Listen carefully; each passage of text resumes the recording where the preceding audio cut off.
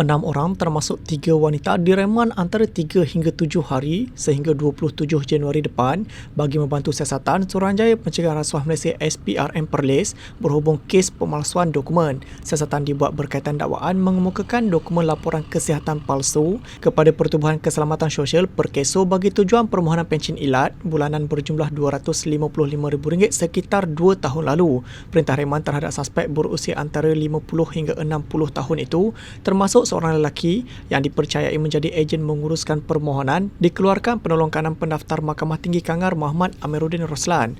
Semua tertuduh dibawa ke Mahkamah Magistrate Kangar pada jam 9.45 pagi 21 Januari.